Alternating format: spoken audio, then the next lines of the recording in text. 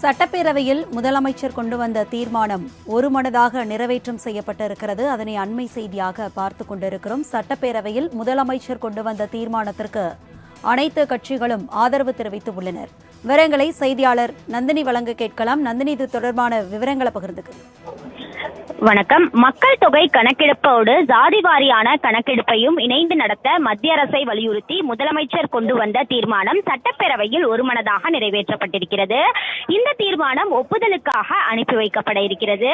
குறிப்பாக பார்த்தோம் என்றால் மக்கள் தொகையுடன் ஜாதிவாரி கணக்கெடுப்பையும் நடத்த வேண்டும் என வலியுறுத்தி சட்டப்பேரவையில் தமிழ்நாடு முதலமைச்சர் இன்று தனி தீர்மானம் கொண்டு வந்து உரையாற்றினார். தீர்மானத்தின் மீது முதலமைச்சர் எல்லோருக்கும் எல்லாம் என்ற சமூக சிந்தனையை அடிப்படையாக கொண்டு அரசு பல்வேறு திட்டங்களை முன்னெடுத்து வருவதாகவும் அனைத்து மக்களிடமும் சமநிலையை கொண்டு வர இடஒதுக்கீடு முறைப்படுத்தப்பட்டு வருவதாகவும் தெரிவித்திருக்கிறார். அது மட்டுமல்லாமல் மக்கள் தொகை கணக்கெடுப்பு 1948 கீழ் மத்திய அரசால் மேற்கொள்ளப்படும் மாபெரும் பணி எனவும் இது ஆங்கிலேயர் ஆட்சி காலத்தில் இருந்து 100 ஆண்டுகளுக்கு மேலாக தொடர்ந்து 10 ஆண்டுகளுக்கு ஒரு முறை மத்திய அரசால் நடத்தப்பட்டு வரும் பணி என்றும் முதலமைச்சர் குறிப்பிட்டார்.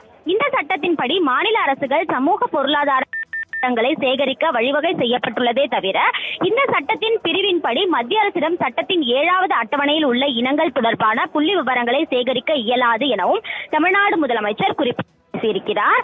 இந்த நிலையில்தான் மக்கள் தொகை கணக்கெடுப்போடு சாதிவாரி கணக்கெடுப்பையும் உடனே தொடங்க வேண்டும் எனவும் அத்துடன் இதனை ஒருமனதாக வலியுறுத்துவதாகவும் தமிழ்நாடு முதலமைச்சர் குறிப்பிட்டு பேசியிருக்கிறார். இந்த தீர்மானத்தின் மீது சட்டமன்ற உறுப்பினர்கள் வேல்முருகன், ஜி.கே. மணி, அருள் உள்ளிட்டோர் தொடர்ச்சியாக ஒவ்வொரு கட்சி சார்பான ஒரு சட்டமன்ற உறுப்பினர்கள் வரவேற்று பேசினார்கள். காங்கிரஸ் கட்சி தரப்பிலும் இது தொடர்பான வரவேற்பு என்பது அளிக்கப்பட்டது.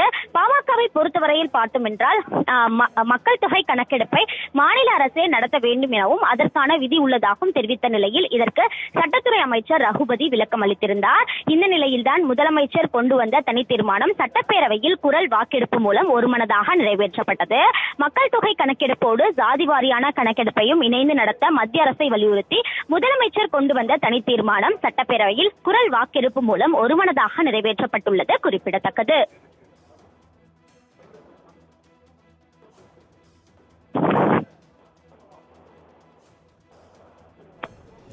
விவரங்களுக்கு நன்றி நந்தினி.